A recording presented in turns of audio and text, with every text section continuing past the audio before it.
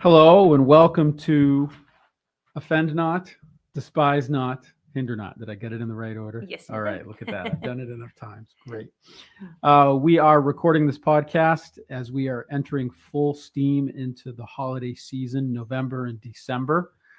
So this is my wife, Olga, Pastor Jason from Second Baptist Church in North Stonington.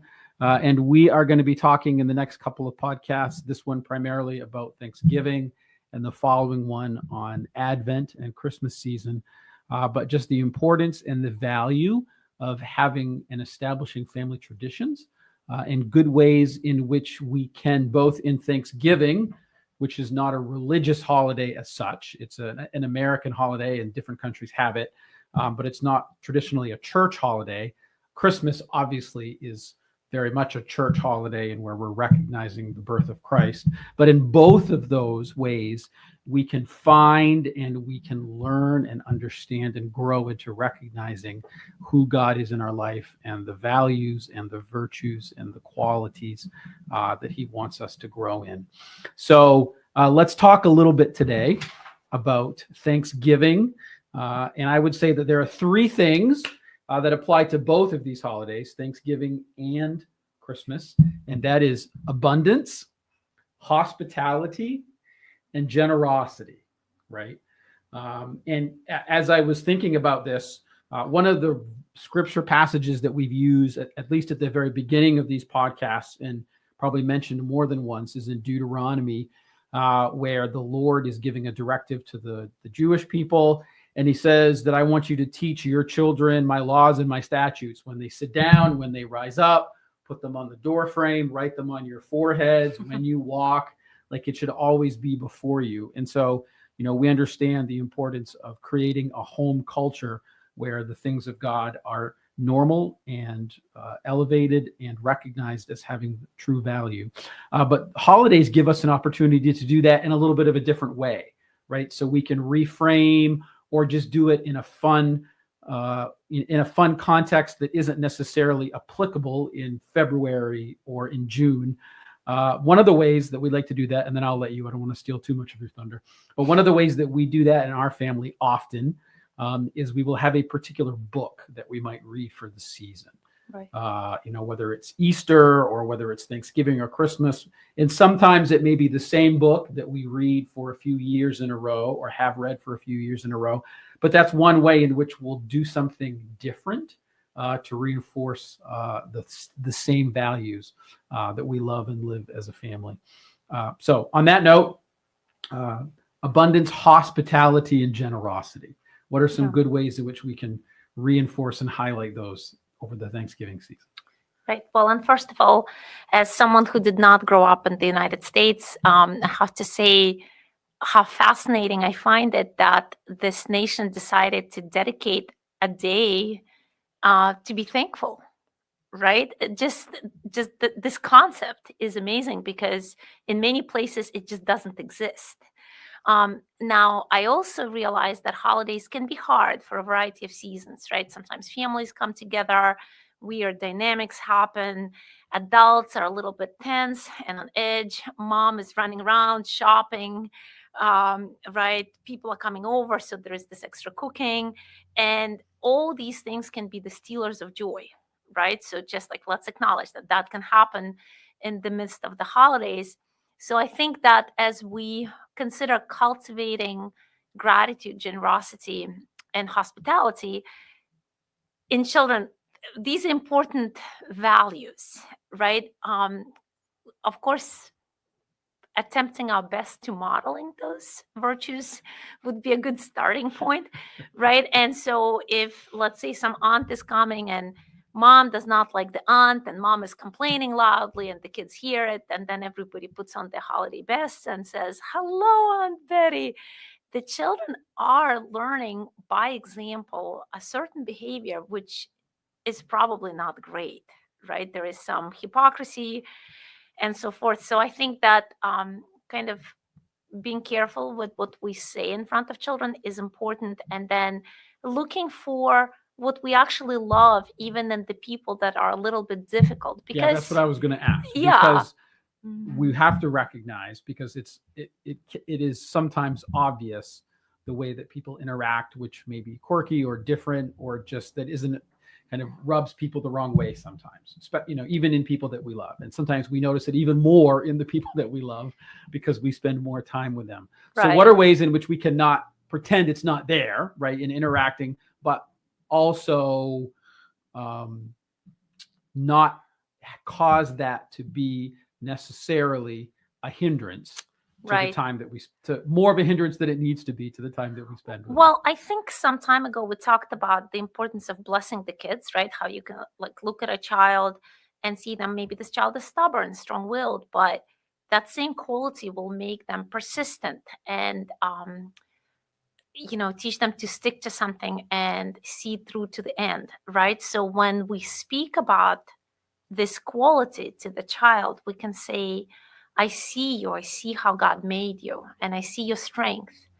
But I also see that the same thing that can be a strength can be a hindrance, right?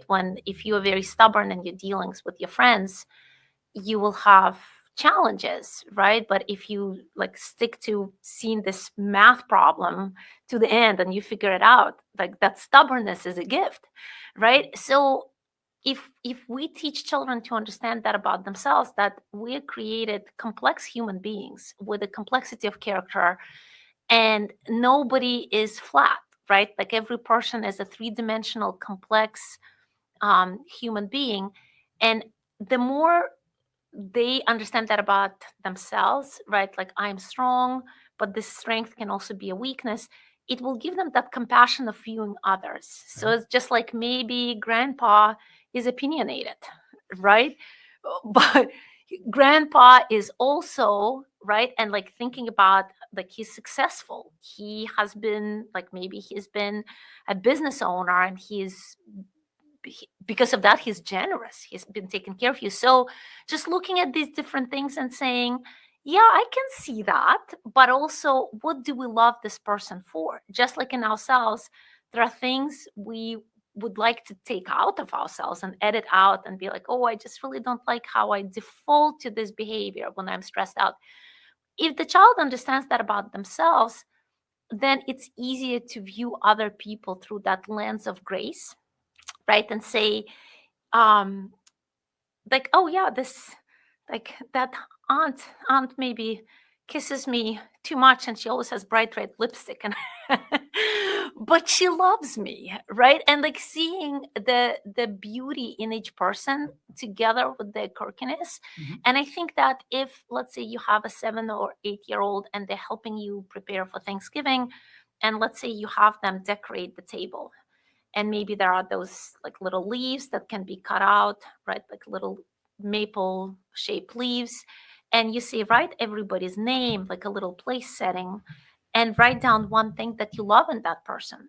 So there is a very simple way of saying we're going to focus on the good that we love this person for, right? Something that we admire in that person, or something that we see. And by that, we create the habit of seeing people generously, right? So we come to the relationship with this view of assuming generously about people. That's a good idea. That even can sometimes, if someone comes to the table to sit down and see something written by a child about them, that can even sometimes help to diffuse some tension or create some good positive energy amongst the family members as well. So yeah, that's a great idea. Especially if it's misspelled and it's written by someone who's 7, right? Because it's endearing, right? Because the person feels loved by just coming to the table.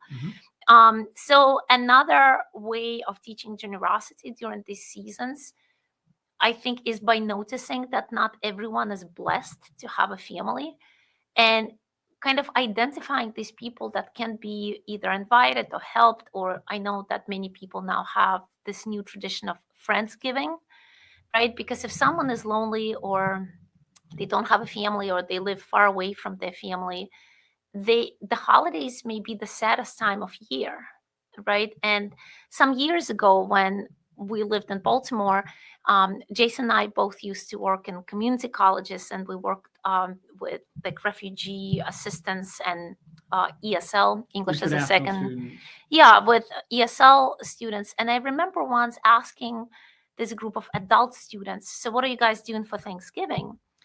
And it was very quiet. And then one lady in my class who was from Iran, she said, we don't know what Thanksgiving is because Americans celebrate it only with each other. And I thought, I have been introduced to Thanksgiving because I am married to an American. Now, if I lived in an immigrant community, I don't know if I would know anything except that people eat turkey because there is no Thanksgiving music, right? It's just not the holiday that, if you're like Muslim and you live in the United States, you know that Christmas is about Santa, right? It's like the message is that that's what people think. And just interacting with that lady made me think, oh, well, we know some people within our church that are always sad around the holidays because they've suffered loss. Maybe they're widowed, maybe they're older adults that are single, and this holiday reminds them that they don't have a family of their own. So we decided to bring these two groups of people together. And so we had this wonderful opportunity one year when our children were quite young to partner with the church in Baltimore City. So there was a bus route available to that. And we invited a whole bunch of foreign students. And then we invited people from church. And we wanted them to bring their food and recipes. And it became this incredible cultural exchange, but also it was this time of noticing, right? Like you alone and they're alone. So let's bring these people together. So in that way, exposing children to an event like that, I think is a gift of teaching them to see people through that lens of generosity. It's not just like about me and my turkey that I eat, but I am thankful to God who gave me good gifts like friends and family and provisions of food and shelter and a safe place to live, a peaceful country, right? Which is a lot more than many people in the world have. And having these conversations and then saying, can you think of someone who may be a little bit lonely? And what do you think we could do, right? I know that some people will volunteer some of their time around the holidays at like a shelter or somewhere where they provide meals. And all these things are good things to do in front of children because it just teaches that there is the heart of generosity behind these holidays, which is so beautiful. Well, and there are many things. I mean, we're by no means alone in this, but at Second Baptist, we have a tradition of, or a regular routine of putting together Thanksgiving baskets for needy families in the community or people in our church who might be blessed by it. And so there are certainly ways, because in this area, we don't necessarily have an abundance of international students that we can invite over for a meal, but definitely viewing the holiday with an inclusive attitude, Right. which may mean inviting someone to your home that you might not have otherwise if it's appropriate and the opportunity is there. But I definitely think that it means that we should definitely have an outlooking view on the holiday and be willing to share of the things that we are thankful for, because then our children will see that the blessings that we receive from God are not just for our own benefit, but they are also so that we can use them to help others see the love that God has for them as well. Yep. So that's good. I remember how one year also we were in Baltimore in a neighborhood, and we decided to go caroling with our kids around the neighborhood. Christmas caroling, not Christmas. Thanksgiving caroling. Yeah, unfortunately, there should be Thanksgiving carols. Like somebody should write them.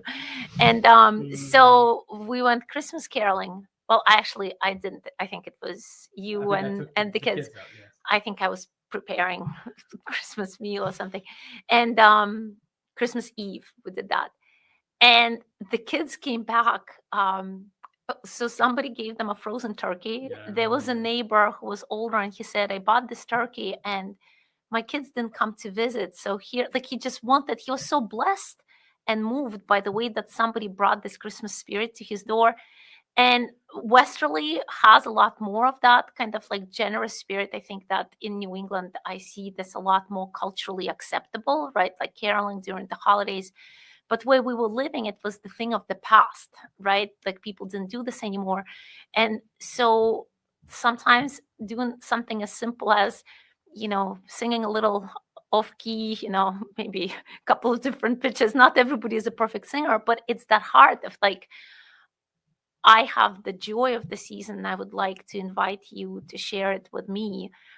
People find that very moving because it just that human connection that comes through the generosity of that act of like bringing the joy to someone's doorstep. So do not hesitate to do it with kids, especially when they're young, because the older they get, the more self-conscious is just like, oh, do I have to? Like, will they laugh at me? Unless there is a nice group, because like teenagers are not afraid to go trick-or-treating, right? And coming to someone's door if there is a group. So why not say, let's get together a bunch of friends and let's bring some holiday cheer, or maybe, just even going to your neighbor's door and saying, happy Thanksgiving, how are you doing? Right? Just like bringing, a pie or just doing something kind. It is such a great time of year to do this. And we spoke about seasons with nature, but this is also, it's like the season of the heart in which we can teach the virtues such as generosity and hospitality in such a natural way. So I'm gonna mix some holidays here a little bit, but just kind of maybe wrap this up by saying that the purpose of Thanksgiving is not so we can be like Scrooge and sit there and count every coin and be thankful and hoard everything that we have. But the season of Thanksgiving is to remind us, however much we have, and the amount isn't necessarily of of import and what we're talking about today, but being thankful for what we have and recognizing that what we have is from God and that He's given it to us to enjoy and also to be able to share our Thanksgiving with others. So it's not just about what I have, but it's about who I can be in the world in which I live to reflect the one to whom I am thankful. Absolutely. Good. Yep. All right. So happy Thanksgiving. And when we come back around again, we're going to talk about Advent and the many ways in which we can see the wonderful love of our Savior in the decorations and the traditions and some that you might not even expect over the Advent season. We'll also get some book recommendations because there are a lot of wonderful books and there are many wonderful traditions that can be taught to children during Advent. So we'll bring some of that stuff as well. Until then, thank you very much for joining us. Bye.